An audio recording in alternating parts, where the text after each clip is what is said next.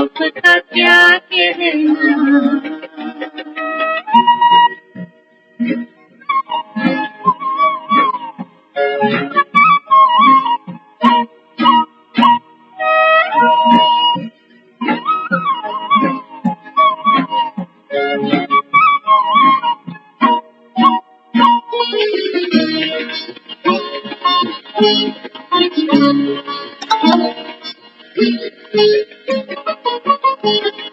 आपने एक हमें अचरज दिखाया, अचरज दिखाया हो, अचरज दिखाया हो। आबू की भूमि को तीरथ बनाया, तीरथ बनाया हो, तीरथ बनाया हो। पर्वत पे स्वर्ग, पर्वत पे स्वर्ग उतारने वाले आपका क्या कहना, आपका क्या कहना। मधुबन के बाबा मुरली वाले आपका क्या कहना, आपका क्या कहना। लाखों दिलों के आप उजाले आपका क्या कहना, आपका क्या कहना। मधुबन के बाबा मुरली वाले आपका क्या कहना, आपका क्या कहना।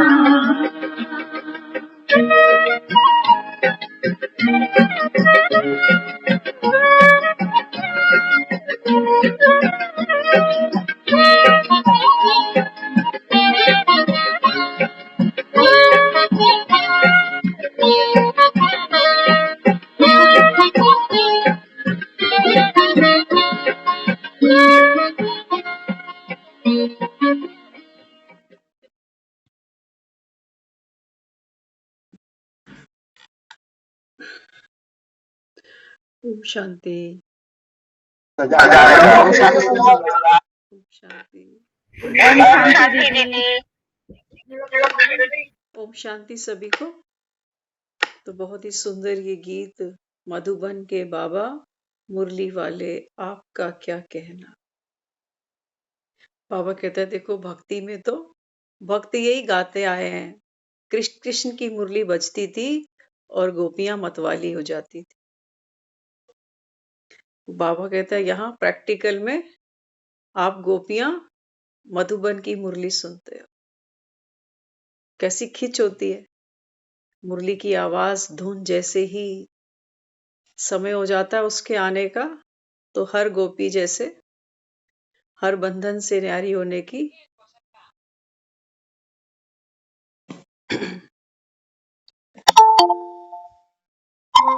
तो बाबा कहते देखो भक्ति में केवल आपने महिमा गाई, और यहाँ बाबा कहता है आप साक्षात गोपियां मेरे सामने बैठी हो। किस लिए? बाबा कहता है मेरी मीठी मुरली की धुन सुनने के लिए। लाखों दिलों के आप उजाले आपका क्या कहना। बाबा कहता है जब ये मुरली घर घर में बजती है, हर एक आत्मा बाबा कहता है जब गोपी बनकर इस मुरली का श्रवण करती है, तो बाबा कहता है उसके जन्म जन्मांतर के पाप, उसके दुख, उसकी वेदनाएं, बाबा कहता है सब सहज समाप्त हो जाती है। इतनी पावर है उस मुरली के अंदर। तो ऐसे मुरलीधर की महिमा कहाँ तक करें। हाँ, बाबा कहता है बच्चे आपने कहा ना कि समंदर की स्याही बनाओ, जंगल की कलम बनाओ, और धरती को अगर कागज बना दो तो भी उसकी महिमा लिखी नहीं जा सकती। तो बाबा कहता है बच्चे मेरा अंत और मेरा आदि किसी ने अगर जाना है संसार में तो केवल आप वो चंद आत्माएं हो बस। बाकी दुनिया में तो बाबा कहता है दुनिया यही मानती है कि उसकी लीला अपरम अपार है, कोई नहीं जानता। तो बाबा कहता है आप वो पद्मा पदम सौभाग्यशाली बच्चे हो,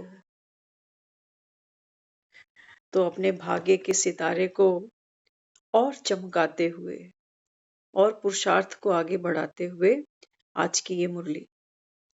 बाबा आया है तुम्हें ज्ञान रतन देने। हाँ, कोई आता है घर में मिलने जुलने, रिश्तेदार मेहमान, मंदिर में भी भक्त जाते हैं, कहते हैं खाली हाथ नहीं जाना। एक रस्म है, एक रीत है, कहते हैं किसी के घर जाओ खाली हाथ नहीं जाओ। मंदिर में भी जाते हैं लोग, खाली हाथ नहीं जाते, कुछ ना कुछ यथाशक्ति लेके जाते। तो बाबा कहता है फिर भगवान कैसे खाली हाथ आएगा?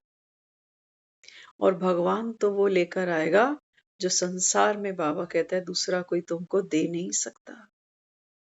आज देखो मकान, दुकान, परिवार, बच्चे, पैसा, प्रॉपर्टी सब होते भी बाबा कहता है खाली हो ना, दुखी हो ना। बाबा कहता है दुख धाम में बैठे हो, कम से कम इतना पुरुषार्थ तो माया ने आपसे जरूर कराया है कि ये रियलाइज कर सको कि मैं दुखी हूं। या बाबा कहता है इतनी भी सुध नहीं तुमको कि तुम दुखी हो और तुमको अवेयरनेस ना हो। एक पेशेंट होता है, रोगी होता है, अनपढ़ होगा भले ही, अपनी बीमारी का भी नाम उसको याद नहीं रहे भले ही कि क्या हुआ है मुझे, लेकिन दर्द में करहाना, कितना दर्द है, कहाँ दर्द है, ये तो एक अनपढ़ बीमार को भी पता है। तो बाबा कहता है बच्चे तुम वो मेरी भोली भाली गोपियां हो, गैया हो, जो बाबा कहता है तुमको महसूस होता है भीतर की, मन की वेदना, बाबा कहता है महसूस करते हो, तब तो ये मुरली तुमको सुख दे सकती है। कोई माने ही ना कि मैं बीमार हूं, तो बाबा कहता है फिर मेरी मुरली क्या करेगी? करेगी कुछ? इसलिए बाबा कहता है बाप आया है किस लिए? इस कलयुग में आता हूं, बाबा कहता है, जहां हर आत्मा पतित बन पड़ी है। तो बाबा कहता है अभी मैं आकर तुम्हें क्या दे रहा हूं? ये मुरली, बाबा कहता है वो ज्ञान के रतन है। इस समय बाबा कहता है मैं आप गोपियों को मुरली सुनाने आता हूं, तो इसलिए इसको मिस नहीं करना। भगवान कह रहा है, बाबा कहता है बच्चे इस समय जो भगवान आपको ये ज्ञान के वर्षन्स लुटाने आया है, बाबा कहता है अगर बुद्धि रूपी झोली, बाबा कहता है आप बांध के उठ गए, तो बाबा कहता है फिर बाप को दोषी नहीं करार दे देना कि भगवान आया और हम तो पीछे ही रहे। तो मुरली से अगर प्यार नहीं तो फिर मुरलीधर से प्यार नहीं। भगवान क्या कहता है, अगर आपको मेरी मुरली से प्यार नहीं है ना, तो अपने आप को ये मत कहो कि हम तो भगवान को मानते हैं, जानते हैं, भगवान की पूजा करते हैं। बाबा कहता है नहीं, ये है ज्ञान मार्ग। बाबा कहता है वहां तुमने पूजा की, ज्ञान मार्ग में बाबा कहता है आपको मुरली सुनाकर मुरलीधर बनाने आया, पूजनीय बनाने आया। तो मेहनत तो करनी पड़ेगी, गिरने में मेहनत नहीं करनी पड़ती, बीमारी लाने में कोई मेहनत नहीं करनी पड़ती, करनी पड़ती है, लापरवाही करते जाओ बीमारियां आती जाएंगी। लेकिन हाँ, स्वस्थ बनने के लिए मेहनत करनी पड़ती है, समय से खाना, समय से उठना, जागना, एक्सरसाइज करना। बाबा कहता है इसमें तो मेहनत है, तो गिरने में तो कोई मेहनत नहीं है, गिरते ही आए। लेकिन बाबा कहता है चढ़ाई में मेहनत है, निर्विकारी बनने में मेहनत है, ये है हमारी चढ़ाई। दुनिया में हम बड़े बड़े तीर्थों पर गए हैं, ऊंचे ऊंचे पहाड़ों पर हमने चढ़ाइयां चढ़ी। बाबा कहते हैं बच्चे वास्तव में ये बात किसकी थी? अपनी स्थिति को बाबा कहता है ऊंचा बनाने की। बाकी पहाड़ों पर कब तक बैठोगे? वापस तो बाबा कहता है अपने अपने कर्म क्षेत्र में तुमको आना पड़ेगा, ये तुम्हारा कुरुक्षेत्र है, बाबा कहता है। तो इस समय भगवान बैठकर हमको रोज एक नई रणनीति देता है कि देखो, आपको कुरुक्षेत्र में माया से, विकारों से, अपनी कमजोरियों से, अपनी बुराइयों से, दूसरी आत्माओं के संस्कारों से टकराना तो पड़ेगा। पेपर तो बाबा कहता है बच्चे आएंगे, बॉल तो बाबा कहता है सामने से आएगी। बाबा कहता है आप बैट हाथ में लिए खड़े हो बाप की श्रीमत का, तो बॉल से क्या घबराना। इसलिए बाबा कहता है किससे प्यार करना चाहिए?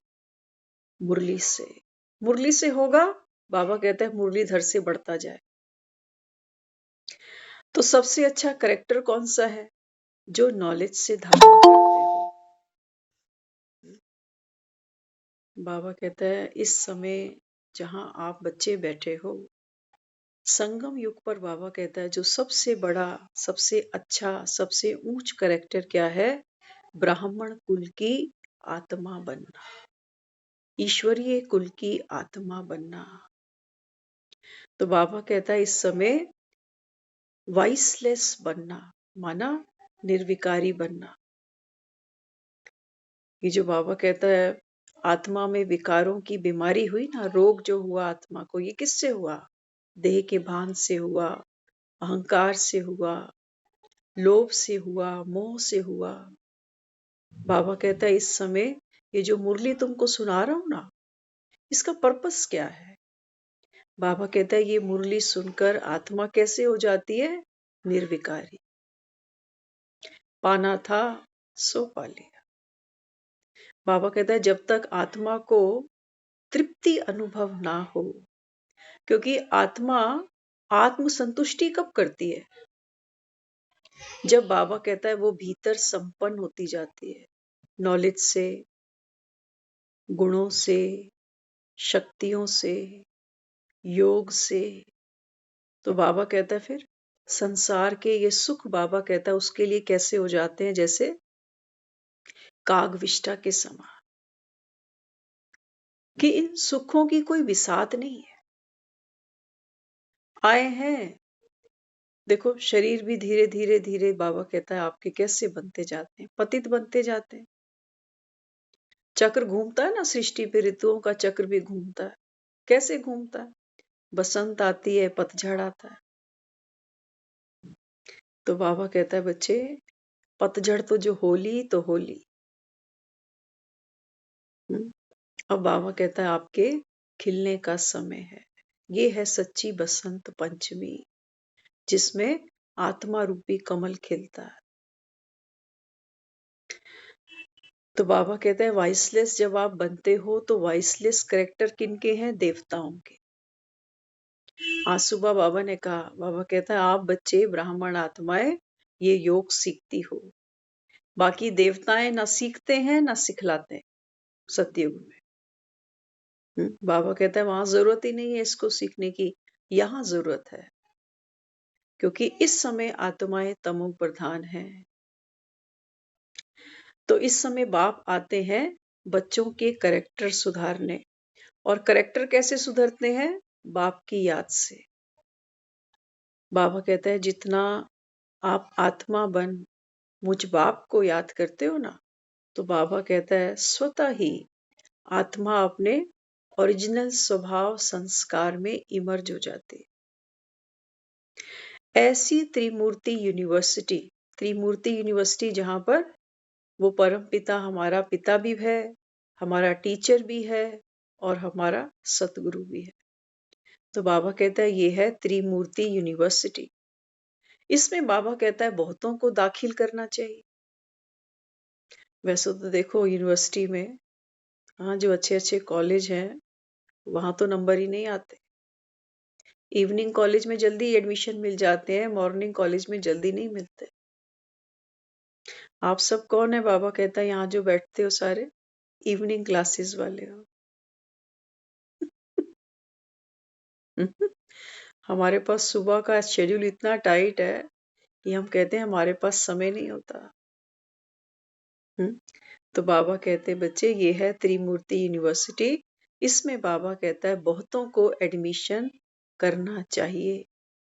बाप सुप्रीम देवी देवता बनाने आया है, ध्यान से सुनना। बाबा कहता है इस यूनिवर्सिटी में जो बच्चे पढ़ते हैं वो पढ़कर क्या बनते हैं? देवी देवता। बाप आपको देवी देवता बनाने आया है, आप समान नहीं। ध्यान से समझना क्या कहा।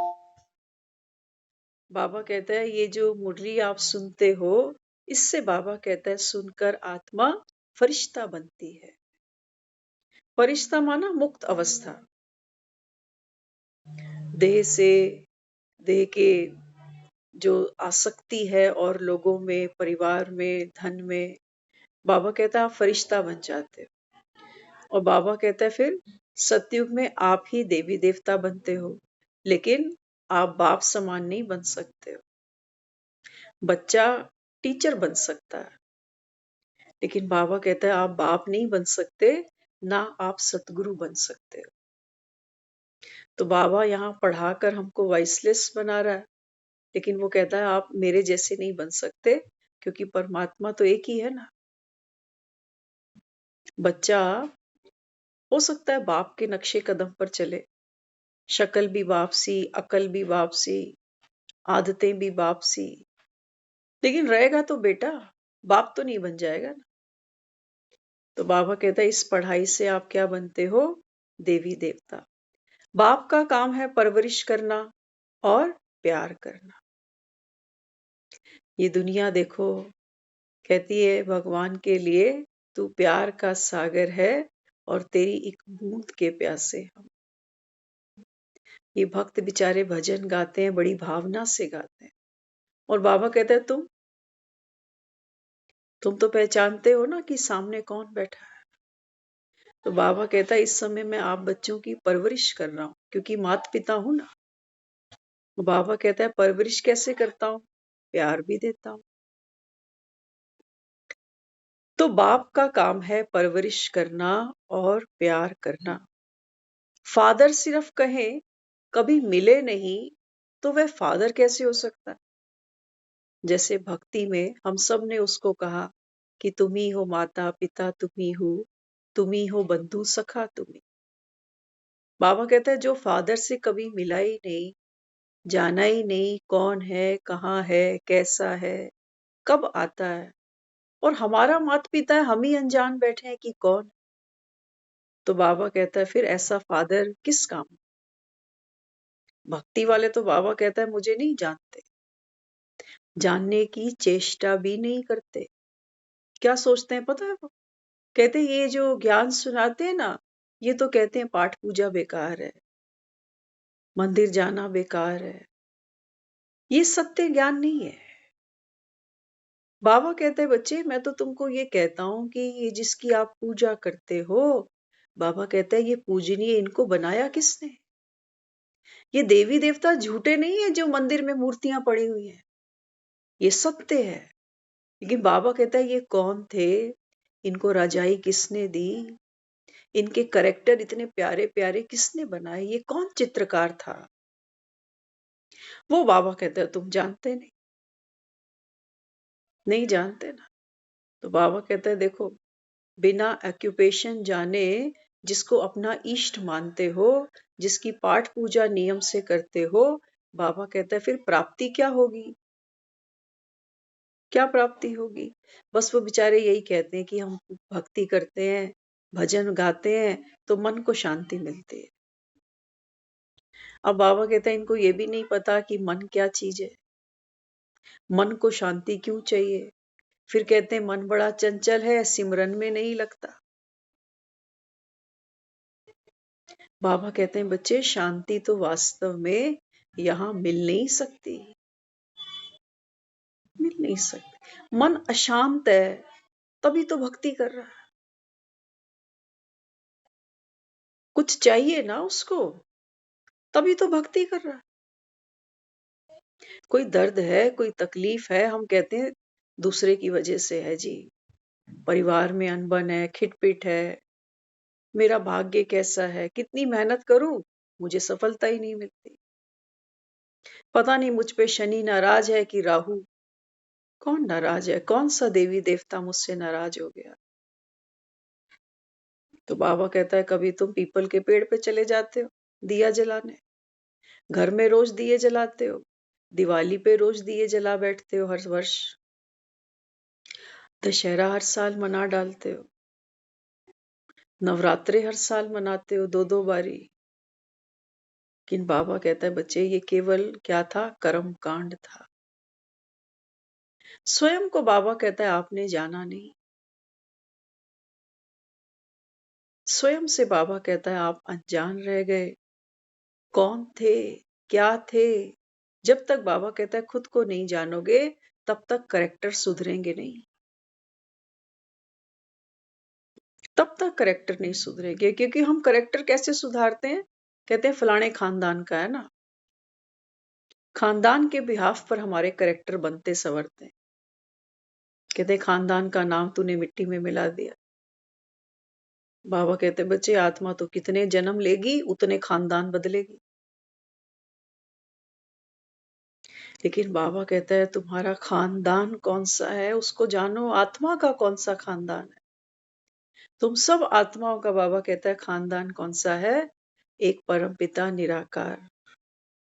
बाबा कहता है आप सब मेरे बच्चे हो। इस खानदान की आप आत्माएं हो। और भगवान के बच्चे कौन है? 33 करोड़ देवी देवता। अब बाबा कहते हैं सुधारो अपना करेक्टर। देखो कौन से खानदान से थे और क्या समझ के बैठे हो। कोई कहता है हम पंजाबी हैं, कोई कहता है गुजराती है। हाँ, बाबा कहते हैं तुम खानदान को ही भूल गए, हिंदू बन गए, हिंदू बन गए। इसलिए बाबा कहता है अभी एक फादर को जानो। कौन हूं मैं? तुम सब कौन हो? ये शरीर रूपी वस्त्र देख रहे हो ना, झज्जर होता जा रहा है ना धीरे धीरे सभी का। उम्र बढ़ती है तो देखते हो ना, शरीर से उतना काम नहीं होता, खाई हुई रोटी उतनी पचती नहीं है, उतनी नींद नहीं आती, दवाइयां धीरे धीरे असर करना बंद कर देती हैं। समझते हो ना?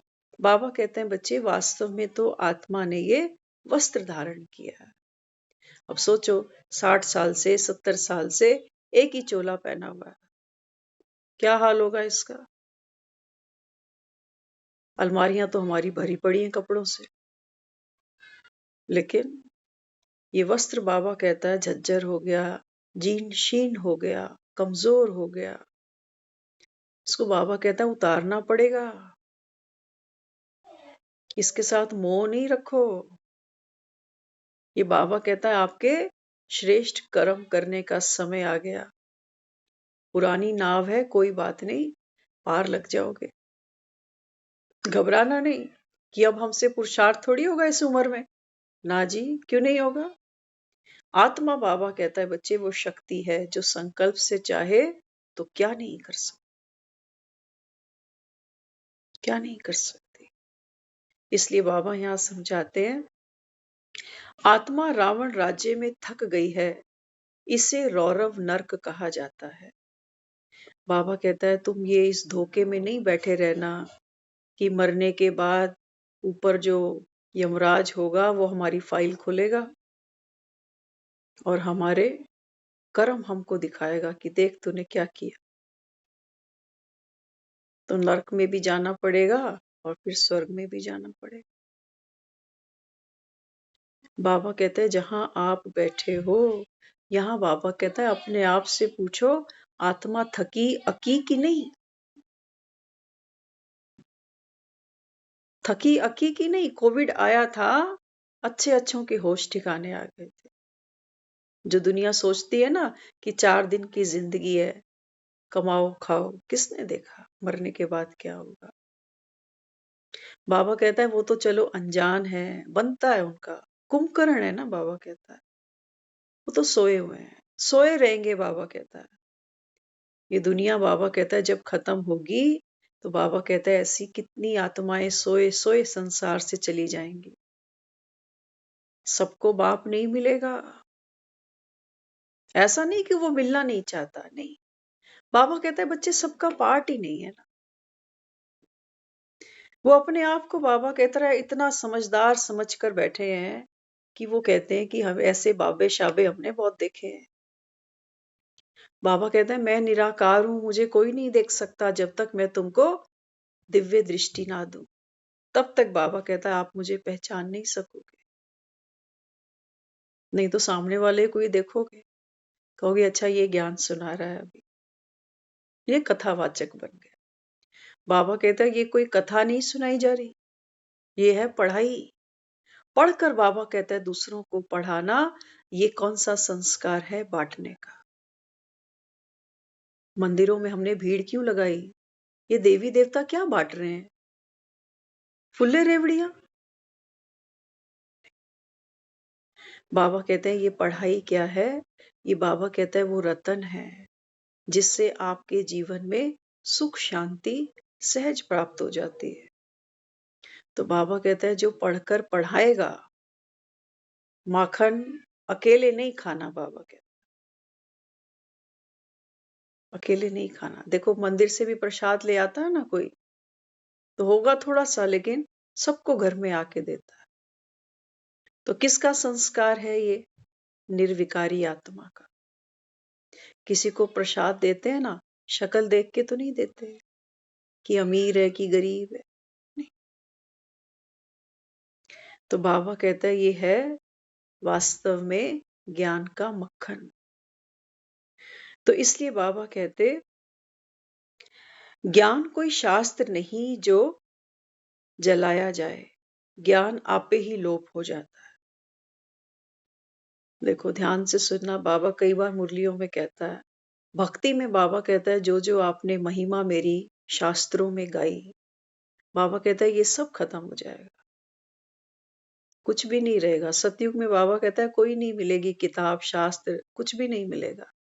और ज्ञान, ज्ञान बाबा कहता है ये कोई शास्त्र नहीं है, ये तो जिन्होंने सुना, बाबा कहता है जितनी धारणा हुई उतना बाबा कहता है वो तुम्हारा वर्षा बन जाएगा, बाकी ज्ञान तो प्रायः लोप हो जाए।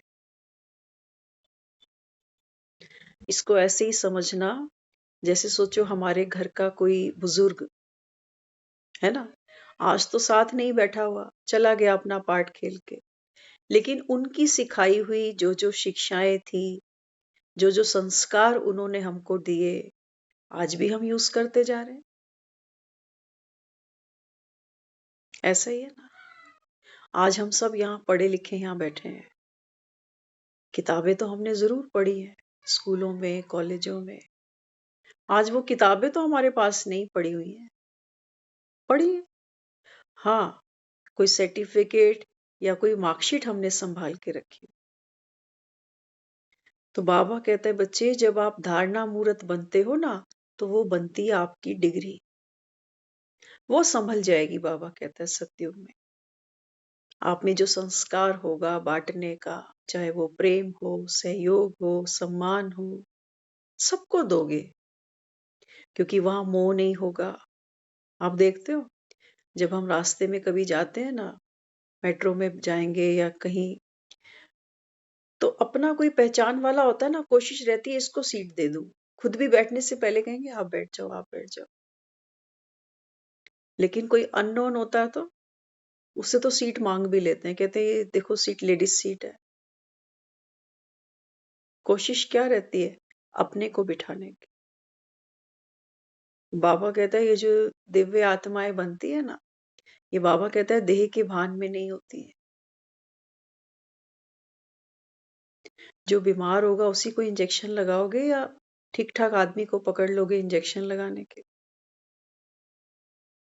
इसलिए बाबा यहाँ समझाते ज्ञान विज्ञान भवन माना, ज्ञान सृष्टि चक्र और विज्ञान माना शांति धाम।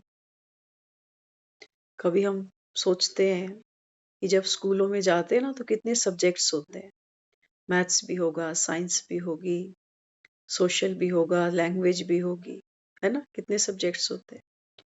कभी ध्यान देना ये जो मुरली हम रोज सुनते हैं ना, इसमें सारे सब्जेक्ट्स हैं, सारे। बाबा कहता है ऐसी हिस्ट्री तुमने कभी किसी स्कूल में नहीं पढ़ी होगी। तुम्हारी अपनी हिस्ट्री 84 जन्मों की है। ऐसा विज्ञान बाबा कहता है तुम्हें किसी स्कूल में नहीं पढ़ाया गया कि आत्मा बिंदु कैसे सूरज चांद सितारों से ऊपर जाती है। ऐसा कोई रॉकेट नहीं बना। बाबा कहता है ऐसा मैथ्स तुमने कहीं नहीं पढ़ा होगा। जो बाबा कहता है तुमको तुम्हारे 84 जन्मों में, हर युग में बाबा कहता है क्या उम्र, कितने जन्म, कैसे बाबा कहता है ये सृष्टि का चक्र घूमता है। बाबा कहता है ऐसा ज्ञान तुमने कहीं नहीं सुना। यही कारण है बाबा कहता है क्योंकि नव ज्ञान है, नूतन है, तो बाबा कहता है आत्माएं मूंझ जाती। वो कहते नहीं हमारी भक्ति अच्छी है, हम तो कार्तिक का स्नान करेंगे। ज्ञान स्नान थोड़ी कोई चीज होती है। लोग पागल है, हरिद्वार में 12 महीने देखो भीड़ लगी हुई है। हम तो हरिद्वार ही जाएंगे। बाबा कहता है बच्चे मैं तो हाथ पकड़ के तुमको यूनिवर्सिटी तक लेके आ सकता हूँ ना, कि बच्चे यहाँ बैठो, यहाँ पढ़ो। लेकिन बाबा कहता है पुरुषार्थ तो तुमको करना पड़ेगा। तो बाबा कहता है बुद्धि का ढक्कन खोलो। ये मूर्तियां जो मंदिर में है किसने बनाई? मूर्तिकार ने बनाई ना। मिट्टी इकट्ठी करी और देखो कितने सुंदर रंग भर दिए इसके अंदर। लेकिन बाबा कहते हैं बच्चे मैं जो बनाता हूं, आप देखो हम कई बार बात करते हैं, अगर शरीरों की बात करें, एक दांत टूट जाता है तो लोग कहते हैं भगवान ने जो दे दी ना ओरिजिनल चीज, ओरिजिनल ओरिजिनल ही होती है। बना देते हैं वो नकली जैसा भी जो भी, लेकिन वो बात उसमें नहीं होती। कोई हड्डी टूट जाए तो स्टील की रॉड तो ये शरीर में डाल सकते हैं। देखते हो कितने जॉइंट्स हैं हमारे शरीर में, कोई नट कोई पेच कहीं दिखता है कहीं पे? ये चलती फिरती हमारी कुटिया है शरीर की। जैसे हम घर बनाते हैं ना, तो उसमें सरिया होता है, सीमेंट होता है। बाबा कहता है ये जो हड्डियां हैं शरीर में, ये सोचो सरिये हैं, छोटे बड़े छोटे बड़े।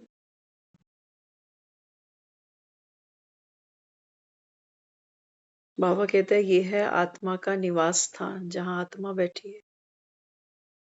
ये ड्राइंग रूम है हमारा, भ्रिकुटी। घर में घुसते हैं सबसे पहला कमरा क्या आता है? Drawing room. जितना ड्राइंग रूम सजाते हैं उतना कोई रूम नहीं सजता, क्योंकि आया गया वहीं बैठता है। जो मिले, बाबा कहता है वो आपके ड्राइंग रूम में आकर बैठे। बाबा कहता है इसको सजाओ तो सही, ये तो भूत बंगला बना हुआ है अभी। सारी पुरानी बातें, सारे सरदर्द यहीं इकट्ठे किए। जब भी किसी से मिलते हैं तो सब अपनी अपनी राम कहानी सुनाते। बाबा कहता है बंद करो ये राम कहानियां। बाबा कहते हैं तुम्हारी खत्म नहीं होंगी, सुख दुख वाली। बाबा कहता है जीवन खत्म होने को आ रहा। तो जैसे ड्राइंग रूम सुंदर सा सजाते हैं, बाबा कहता है ऐसे इस आत्मा को भी देखो। ड्राइंग रूम आप बड़ा सुंदर बना लो, दीवारें सजा लो, बढ़िया झूमर लगा लो, बढ़िया कर्टेन सोफा सब कुछ कर लो, लेकिन कोई मेहमान आए और हम उसको एक गिलास पानी भी नहीं पूछे, तो वो घर जाके क्या कहता है? कहता है नाम बड़े और दर्शन छोटे। आधा घंटा बैठ के आया, 1 घंटा बैठ के आया, मजाल है अगले ने पानी पूछा हो। कहता ही रहा चाय पियोगे, चाय पियोगे, चाय पियोगे, हिला एक बार भी नहीं। बाबा कहता है ऐसे ना हो कि कोई आए आपसे मिले कि ये बहुत अच्छा है, बड़ा ज्ञानी है, बड़ा अच्छा ज्ञान सुनाता है, रोज अमृत वेले उठता है, रोज मुरली क्लास सुनता है, ड्राइंग रूम तो बड़ा सुंदर है। लेकिन बाबा कहता है इससे प्राप्ति किसी को पानी के गिलास की भी नहीं करे। किसी का मन शीतल हो जाता, किसी को थोड़ा सुख मिल जाता, कोई आत्मा पेट भर जाती, संतुष्ट हो जाती कि मेरा क्या लगता है, और इतना फोर्स करके मुझे खाना खिलाया, बताओ। कहते हैं ना, हम तेरी रोटी के भूखे थोड़ी हैं, घर में सब कुछ है मेरे। करते हैं ना हम भी ऐसी बातें कि कोई घर से भूखा थोड़ी होता है, लेकिन भावना देखता हूं मैं भी। देवी देवताओं के लिए भी हमने यही कहा कि ये तो भाव के भूखे हैं, कहा ना। तो देखो, खुद खाने से पहले हम मंदिर में भोग लगाते हैं। मेहमान आता है, पहले चाय का कप उसको ऑफर करते हैं, वो एक सिप लेता है तब हम उठाते हैं। घर में मेहमान आता है, पहली रोटी उसको खिलाते हैं कि आप खाओ। या ऐसे करेंगे कि हम खा के बैठ जाएं, ये आटा पड़ा है, ये सब्जी पड़ी है, बना लियो जब चाहिए तुझे। तो हम जो इतना गुणवान बन रहे हैं, बाबा जो हमको निर्विकारी बना रहा है, वो किस लिए? वो इसलिए नहीं कि हमें और अहंकार बढ़ जाए कि मेरा तो ड्राइंग रूम देख, पहले से और बड़ा हो गया और शानदार बना लिया। नहीं, बाबा कहता है हो तो तेरे पास टूटी सी झोपड़ी सही, कोई बात नहीं, लेकिन बाबा कहते हैं तेरा भाव ऐसे हो जैसे शबरी, कि कौन आया है। इसलिए दुनिया में लोगों ने कहा अतिथि देवो भव। समझना, इन बातों की गहराई पहले हमें समझ में नहीं आती थी। हम कहते थे कि घर आया मेहमान जो है वो भगवान के जैसा है, क्योंकि हम उस समय देवता और भगवान।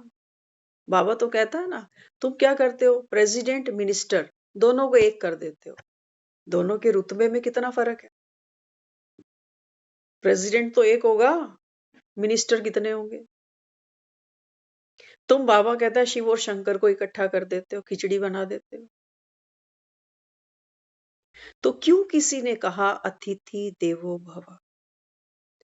वास्तव में बात किसकी है? बाबा कहते हैं बच्चे ये क्यों कहा गया, इसका कारण केवल इतना था कि किसी को भी, जैसे कोई घर पे आया, कोई जवाई बाबू घर पे आ जाए तो बिना रोटी के उसको जीने नहीं उतरने दोगे। कुक्कड़ शुक्कड़ भी मंगवाओगे, पनीर की भुजिया भी बनाओगे, कहोगे जवाई बाबू आया हुआ। बाकी बाकी कौन है? बेटा भी कह देता है माँ आज तो जीजा जी आए हुए हैं ना, तब तू मेहरबान हो रही है, नहीं तो पनीर तो आती नहीं घर पे। कितनी देर से कह रहे थे, कितने दिन से कह रहे थे कि ये बना बना। तो अच्छा है, जवाई तो हर हफ्ते आना चाहिए फिर घर। तो माँ कहती नहीं बेटा, ये 4-6 महीने में एक बार ठीक है। ये खाली हाथ नहीं भेजना पड़ता, इसको कुछ देना भी पड़ता है हाथ में, नहीं तो जवाई जी नाराज हो जाते।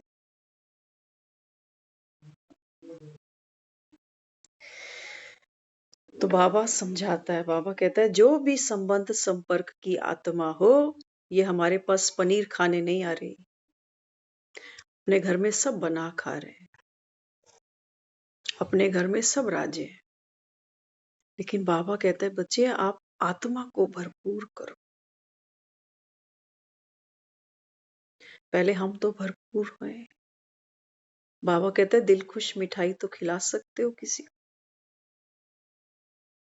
वो खिला दो। जरूरी नहीं कि हर समय फ्रिज में रसगुल्ले पड़े हो मेरे पास।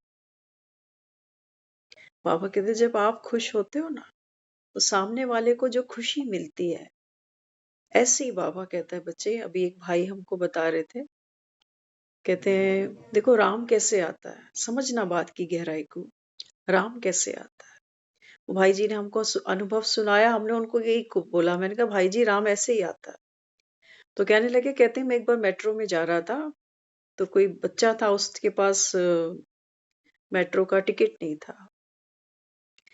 तो कहते हैं जो वहां काउंटर पे बैठे होते हैं ना, उसने उसको पकड़ लिया। तो वो लड़का भागने की कोशिश करता, तो कहते हैं मैंने उसको फिर कहा, मैंने कहा चल कोई बात नहीं, तू इसको मारना नहीं, इसके पैसे मैं दे देता हूँ। तो वो कहने लगा नहीं आप नहीं जानते हो, इनका रोज का काम होता है ये। भाई कहने लगे, कहते हैं चलो, मैं इतनी बात सुन के फिर सीढ़ियां इधर उधर करके मैं वापस आने लगा। कहते हैं फिर मेरे मन में आया, मैंने कहा नहीं, मैं एक बार फिर से जाकर बोलता हूँ। कहते जब मैं उस काउंटर पे गया ना तो मैंने उसको बोला आप मुझसे इसके पैसे ले लो, आगे से ये ऐसे नहीं करेगा।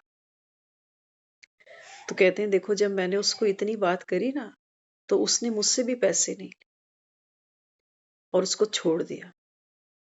कहते मेरे उस बच्चे के प्रति जो भावना थी वो भावना उसके भी मन में ट्रांसफर हो गई, जो मारने को तैयार था, पकड़ने को तैयार था कि मैं ये करता हूं, मैं वो करता हूं।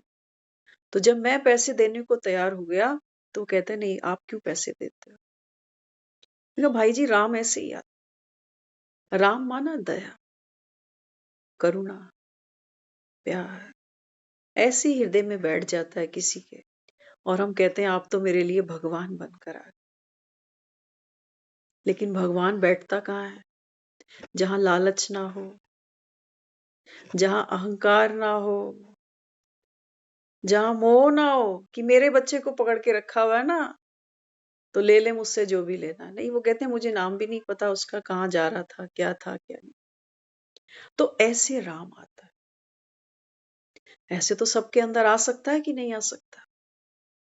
आ सकता है ना। ऐसे घर घर में राम आएगा। कि बाबा कहता है थोड़ा कचरा तो साफ करो, सफाई तो बाबा कहता है तुम करो ना। मोह छोड़ो बाबा कहता है, सब अपने हैं, कोई गैर नहीं। हमें याद है हम महाभारत हमने खूब कई कई बार देखी है महाभारत। तो उसमें विदुर दिखाया है। विदुर धृतराष्ट्र को समझाता है, क्योंकि देखो मोह है ना, तो दुर्योधन से जो वो प्रीत रखता है अपने पुत्र से, वो पांडवों से नहीं रखता। तो एक बार उसको विदुर ने कहा, कहते हैं भ्राताश्री ऐसा नहीं है कि ये दुर्योधन तुमको स्वर्ग ले जाएगा और पांडव तुमको नरक का रास्ता दिखाए, ऐसा नहीं। आप मोह में अहंकार में आप दुर्योधन को खराब कर, उसका अहंकार और बढ़ता है।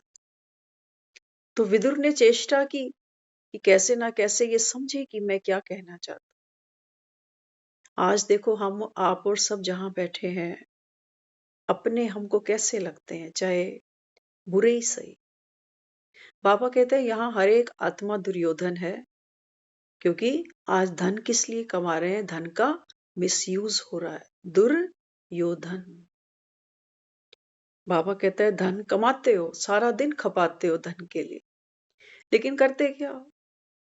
अलमारियां भरी पड़ी हैं, ढूंढो तो एक जुराब मिलती है, दूसरी नहीं मिलती। हमें ही देख लो, हम सच कह रहे हैं, पूरी सर्दियां निकल गई अभी, इतना बड़ा एक थैला है सॉक्स का,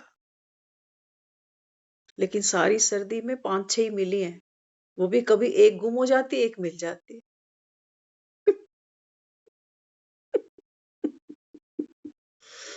हम्म, तो जोड़ा बना के रखो, हाँ वो क्यों गुम होएंगे। बस ऐसा ही है ना। बाबा यही तो कह रहा सब दुर्योधन है। चीज नहीं मिलती, इमीडिएट मार्केट कि चल और ले ले, पता नहीं कहाँ है अभी, है ना। तो बाबा कहता है यहाँ क्या करना है। बाबा कहता है वास्तव में ये बात किसकी है? ये बात है अच्छे और बुरे संस्कारों की। बाकी यहाँ कोई पांडव और दुर्योधन वाली बात नहीं है कि ये मेरे बेटे हैं और ये मेरे दूसरे के बेटे नहीं। ये हमारे संस्कार। बाबा कहते हैं जिन संस्कारों से तुमको प्यार है, ये तो दुर्योधन है, कौरव है। ये तो सोना अच्छा लगता है, मनचाहा जैसे जब मर्जी सोएंगे, जब मर्जी उठेंगे, जो मर्जी खाएंगे, जो मर्जी बोलेंगे, ये है कौरव। इनसे हमको बड़ी मोहब्बत। और पांडव, बाबा कहते हैं बच्चे आप कौन सी आत्माएं हो? बाबा कहते हैं आने वाले सत्युग के आप देवी देवता बनने वाले। तो बाबा कहता है वैसे संस्कारों को धारण तो करो। तो 5 पांडव कैसे दिखाए? एक तो दिखाया युधिष्ठिर को, धर्मराज। बाबा कहते हैं देखो कभी झूठ नहीं बोलता। तो किसकी निशानी है? सत्य स्वरूप आत्मा की। आत्म अभिमानी है ये आत्मा। फिर दिखाया भीम को। भीम कौन है? शक्तिशाली। बाबा कहते हैं बच्चे जब आप ये ज्ञान, ये मुरली सुनते हो आत्मा में बाबा कहता है वो गुण और शक्तियां धीरे धीरे संचित होने लगती है। अर्जुन जो ओटे सो अर्जुन, बाबा कहता है। ज्ञान सुनते हो ना, बाबा कहता है इसको ओटो, इसको धारण करो। नकुल सहदेव, बाबा कहते हैं जिसमें शालीनता हो, एक दूसरे को सहयोग करने की भावना हो, ये है हमारे वो संस्कार जो हमको ऊंच श्रेणी का बना सकते हैं। बाकी कौरव तो 100 हैं, जो जितने भी कौरव हैं सार सबके नाम देखना, दुर्योधन, दुशासन, दू दू दू दू माना बुरा। और बाबा कहते तुम आलस नहीं छोड़ते हो। दुशासन है ना अंदर, जिसको शासन चलाना नहीं आ रहा, तो बाबा कहते हैं बच्चे ये तो तुझको नर्क ले जाएंगे ऐसे संस्कार।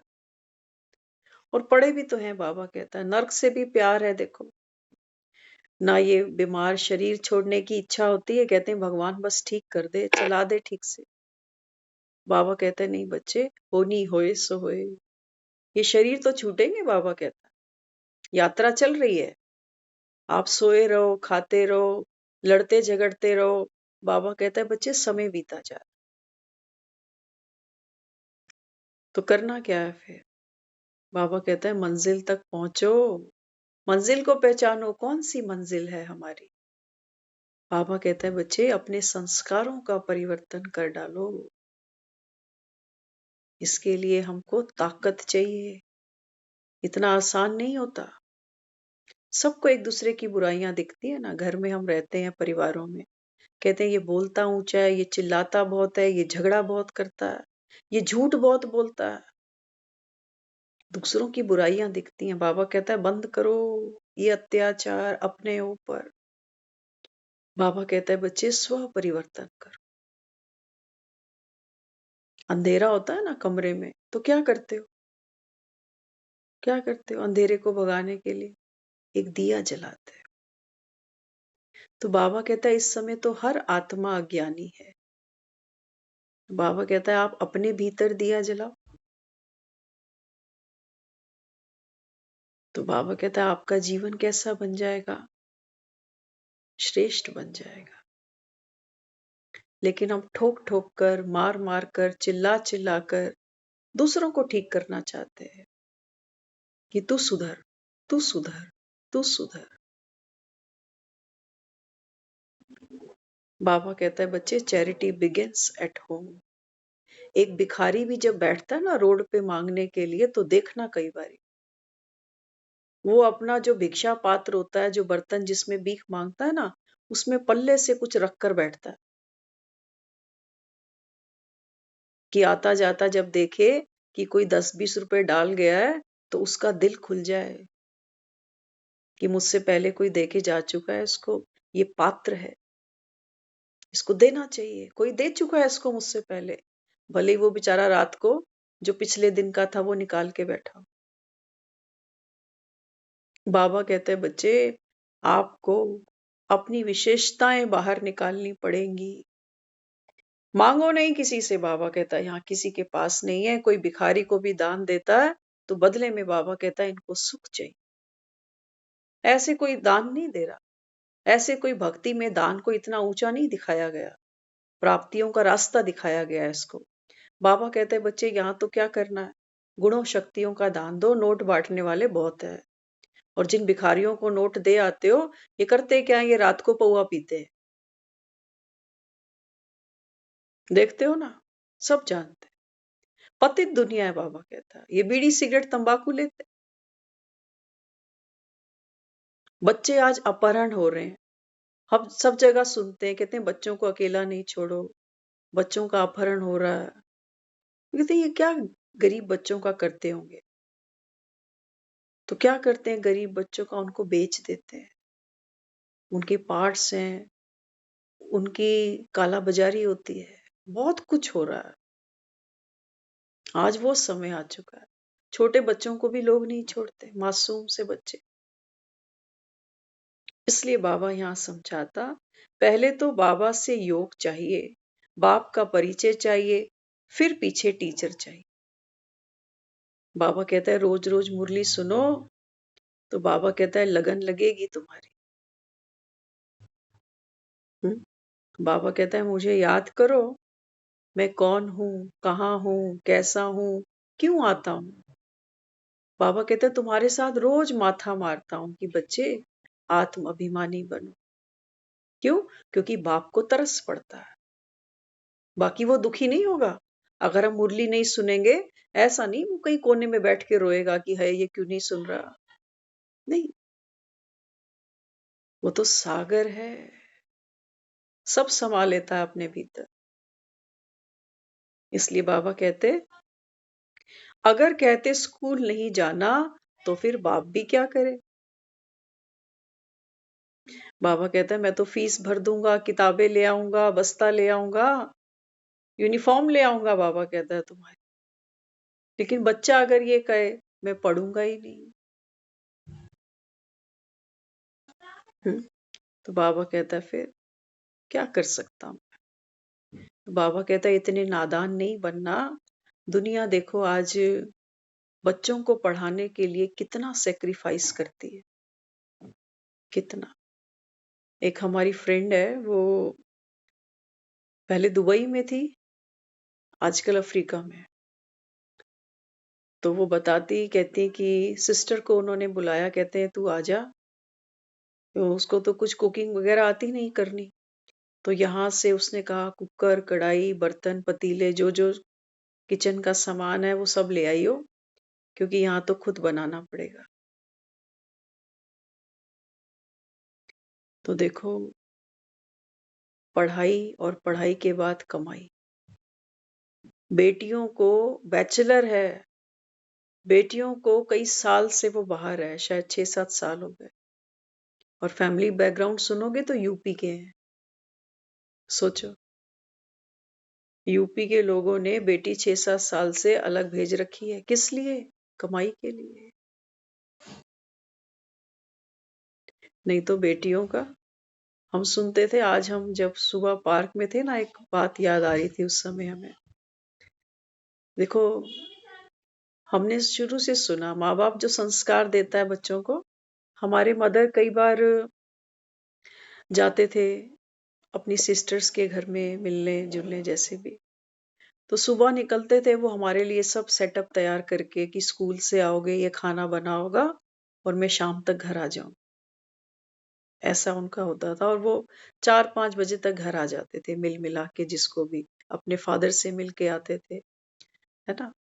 तो वो हमको शुरू से एक बात कहते थे, कहते हैं हमारे जो घर के हैं, चाहे वो हमारी यहाँ की फैमिली लगा लो या हमारे नाना की फैमिली, वो ये कहते थे, कहते हैं देख, शाम ढले से पहले पहले घर चले जाओ।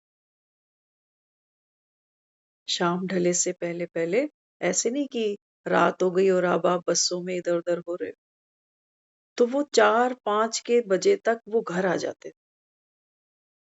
तो आज हम ये सोच रहे थे, मैंने कहा देखो बात क्या है, क्यों वो कहते होंगे कि अंधेरे से पहले, क्योंकि रात को अंधेरे में इनसिक्योरिटी होती है, कैसे कैसे लोग बाहर होते हैं।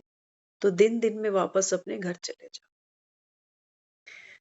तो बाबा की बात याद आई, मैंने कहा बाबा भी कहता है बच्चे रात को भटकोगे, दुख पाओगे। ये जो हम दुख पा रहे हैं ना, ये इसका कारण ही यही है, हम अभी तक धक्के खा रहे हैं। तो बाबा कहता है इससे पहले कि रात और बढ़े, बाबा कहता है बच्चे घर आने की तैयारी करो। हमारे एक मासी जी थे, वो अब तो खैर नहीं आते, लेकिन छोटे थे उनसे, तो वो वर्किंग थे। तो जब भी उन्होंने घर आना ना शाम को 7 बजे, 7:30 बजे, तो हम हंसते थे उनको देख के। हमारी मदर जैसी ही वो देखती थी कि 7 बज रहे हैं, अब ये आ रही है, तो उनको कहती थी तू जा, चाय वाय पी और फटाफट जा वापस। हमने कहा उसको आने तो। अब उनको आदत है रात को जैसे लेट नाइट भी कई बार जाते आते, कहते नहीं ये टाइम ही नहीं है इस समय कि घर से बाहर निकला जाए, सीधे घर जाओ। तो आज हम इन संस्कार के बारे में चिंतन कर रहे थे कि देखो किसी ने कितनी अच्छी बात समझाई होगी कि और हमारी भी आज तक ये आदत है। हमें हमारे घर से देखो सेंटर मार्केट कितनी दूर है, है। कितनी दूर है, 10 मिनट भी नहीं लगते। लेकिन आज तक का रिकॉर्ड है, हम दुनिया को देखते हैं, वो रात को 7 बजे 8 बजे मार्केट जा रहे होते हैं। हमने आज तक कभी ऐसा किया ही? हम जहां भी किसी भी कोने में होते हैं, ये संस्कार हमारे भी अंदर है कि हम टाइम से घर आ जाते हैं।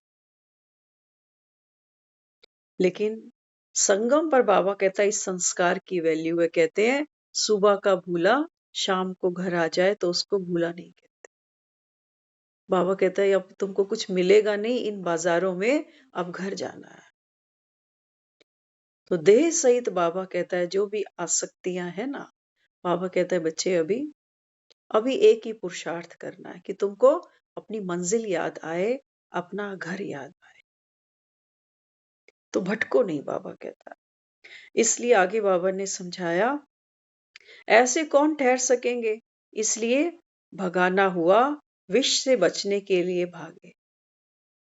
बाबा कहता है तुमने तो मेरी जगह कृष्ण का नाम रख दिया और कह दिया कि इसने तो क्या किया, भगाया, है ना। बाबा कहता है देखो ऐसे तुमने मेरी महिमा की। लेकिन बाबा कहता है बच्चे वास्तव में बात क्या थी, जो आत्माएं विष से बचना चाहती थी, निर्विकारी बनना चाहती थी, बाबा कहता है वो मेरी शरण में आई। आज कहा ना सुबह बाबा ने मुरली में, पति परमेश्वर किसको कहते हो, मैं तुम्हारे पतियों का पति परमेश्वर। और दुनिया में बाबा कहता है तुम जिसके साथ फेरे लेते हो उसी को कहते हो ये मेरा पति परमेश्वर है। आज का परमेश्वर क्या कर रहा है, सब जानते हैं। बाबा कहता है ये बात तो मेरी थी, तुम्हारे पतियों का बाबा कहता है मैं पति हूं और मैं परमेश्वर हूं। सब बाबा कहता है याद मुझे ही करते हो। इसलिए बाबा कहते हैं भट्टी में पड़े ना, किसको मिलते ना देखते तो दिल किससे लगाए। बाबा कहता है जब तक आप मुझे याद ही नहीं करोगे, तो बाबा कहता है फिर तब तक तुम्हारी दिल भी मुझसे नहीं लगेगी। और याद हम क्यों करें किसी को, बाबा कहता है जब आपको कोई प्राप्ति होगी जहां से प्यार मिलता है, उसकी याद जरूर आती है। तो बाबा कहता है आपको कोई प्राप्ति हुई, बाबा कहता है विधि से सिद्धि मिलेगी, विधि से सिद्धि मिलेगी। एक रोटी भी बनानी होती है ना, तो उसकी भी एक विधि है। आटा गूंदने की भी विधि है, जिसको आटा ही नहीं गूंदना है, रोटी बनाएगा कभी, कभी नहीं बना सकता। अच्छा आटा गूंद लिया, अब रोटी सेकनी ना है, सड़ गई एकदम रोटी, काली हो गई, लेगा सुख नहीं। बाबा कहते हैं बच्चे विधि को जान। विधि क्या है, बाबा कहते हैं विधि ये कहती है आपको कि ज्ञान, योग, धारणा और सेवा, इनका बाबा कहता है बैलेंस बनाओ जीवन में। इस विधि से बाबा कहता है तुमको सिद्धि मिलेगी। तो जितना जितना हम ज्ञान में होशियार बनेंगे, समझदार बनेंगे, बाबा कहता है उतना आपको योग लगेगा। देखो दुनिया में भी क्या होता है, हम किसी से मिलते हैं ना, तो हमको उसकी बातें अच्छी लगती है, लगती नहीं लगती, लगती है ना। किसी से मिलते हैं, कहते हैं मुझे इससे बात करना बड़ा अच्छा लगता है, तो धीरे धीरे धीरे उसका आकर्षण इतना होता है कि फोन ना आए, मिले नहीं तो बेचैन होने लग जाते। तो क्या होता है, जब हम किसी से मिलते हैं, हम आपस में कम्युनिकेट करते हैं, विचार एक्सचेंज करते हैं, तो धीरे धीरे उन बातों से हमारा दिल एक दूसरे के पास आता है, स्नेह बढ़ता है एक दूसरे से। ऐसे ही होता है ना, कोई भी फ्रेंडशिप होती है ऐसे ही होती है। फिर किसी की हेल्प करने का मन करता है ना। और जिसके हम जितना आगे चले जाते हैं, वो हमको उतना रिगार्ड, उतना प्यार देने लगता है। तो कई बार हम कुछ ऐसा कर जाते हैं जो सामने वाले कहता है कि ये मेरे सगे भाई से भी ज्यादा है, ये मेरी सगी बहन से भी ज्यादा है। तो कैसे बन गया ये सब, लेन देन से बना ना। अच्छी भावना से बना, अच्छी सोच से बना, अच्छी नीयत से बना। तो इसलिए बाबा भी यहाँ क्या कहता, बाबा कहता है बच्चे भट्टी भट्टी भट्टी। हर चीज को पकाने के लिए एक भट्टी बनाई गई। मटका है, मटके को मिट्टी से बनाते हैं, लेकिन उसको भी भट्टे में डालते हैं कि क्रैक ना हो जाए, पक्का हो, आग में जलाते हैं उसको। सोना है, सोने को गलाते हैं। लोहा है, लोहे को भी देखो कैसे वो एकदम अंगार सा बन जाता है, तब उसकी शेप चेंज कर देते हैं। शराब बनाते हैं, उसकी भी भट्टी। ईंटें पकाते हैं, उसकी भी भट्टी। बाबा कहते हैं बच्चे आपको भट्टी में बैठना पड़ेगा। पुराने संस्कार है ना, ये लोहे की तरह बाबा कहता है, सख्त है, मजबूत है, हिलते ही नहीं, टस से मस नहीं होते। लेकिन बाबा कहता है जितना आप मुझे याद करोगे, याद कैसी हो बाबा कहता है, याद वैसी हो बाबा कहता है जैसे वो गाना एक सुनते हैं ना, मरने वाला कोई जिंदगी चाहता हो जैसे, ऐसी याद हो। और सोचो मरने वाला क्या मांगेगा, एक सांस का, कहते बस मैं जीना चाहता हूं। ऐसी बाबा कहता है तुम्हारी याद हो, तो बाबा कहता है फिर दिल लगेगा। बाप तो बहुत शिफ्ट दे सकते हैं, बोलो गीता ज्ञान सुनाता हूं, यह गीता का ही युग है, लीप युग है। शिव जयंती के बाद कृष्ण जयंती, फिर राम जयंती। जगत अम्बा पिता की जयंती नहीं मनाते। देखो बाबा ने कितना सुंदर समझाया। अभी शिवरात्रि आने वाली है अगले महीने। बाबा कहता है पहले बाप आता है, उसके बाद बेटा आता है। कृष्ण जयंती, जन्माष्टमी मनाएंगे ना, और बाबा कहता है देखो शिव जयंती के बाद कृष्ण जयंती आएगी, फिर राम जयंती आ जाएगी। रामनवमी भी मनाते हैं। लेकिन बाबा कहता है कभी आपने जगत अम्बा की जयंती मनाई? जिस माँ के मंदिर में जाते हैं, जिसको दुर्गा कहते हैं, वैष्णव कहते हैं, कालका कहते हैं, बाबा कहता है इसकी कभी जयंती मनाई जगदम्बा की? बाबा कहता है नहीं, क्योंकि माँ बाप का बर्थडे नहीं मनाते, माँ बाप बच्चों का जन्मदिन मनाते हैं। तो प्रकृति द्वारा आने वाली परिस्थितियों पर विजय प्राप्त करने वाले पुरुषोत्तम आत्मा भव। ज्ञान का अर्थ है अनुभव करना और दूसरे को अनुभवी बनाना। ज्ञान का क्या अर्थ है? बाबा कहते हैं बच्चे समझदार बन के हर कर्म को, बाबा कहता है त्रिकालदर्शी बन के करो, कि ये जो मैं कर्म कर रहा हूं चेकिंग करो, कोई विकार तो नहीं है, कोई अहंकार तो नहीं है, देह के भान में तो नहीं कर रहा, नहीं तो बाबा कहता है फिर विकर्म कर बैठोगे। इसलिए संगम युग बाबा कहता है आपकी प्राप्तियों का, जमा के खाते को बढ़ाने का समय है। तो कोई भी कर्म करो, कोई भी भावना किसी के प्रति शुभ रखो, लेकिन बाबा कहता है आत्मा बनकर आत्माओं को देते जाना। नहीं तो बाबा कहता है फिर विकर्म हो जाएगा, फिर रोना पड़ेगा तुमको कि मैं कितना करता हूं लेकिन मुझे क्या मिल रहा है। नहीं, बाबा कहता है शक्ति राम की लेना, शक्ति तुम्हारे पास नहीं है। शक्ति का अहंकार नहीं कर बैठना कि मैं करता जा रहा हूं, मैं देता जा रहा हूं। नहीं, हल्के हो जाओ। बाबा कहता है आप केवल निमित्त हो। राम की सेवा बाबा कहता है जिन्हें मिली वो वडभागी हैं। तो अपने भाग्य को बढ़ाना है। बाबा कहता है चारों सब्जेक्ट्स में अपने आप को मजबूत बनाना। तो पहली सीढ़ी है ज्ञान, फिर है योग, फिर है धारणा, फिर है सेवा। ओम शांति।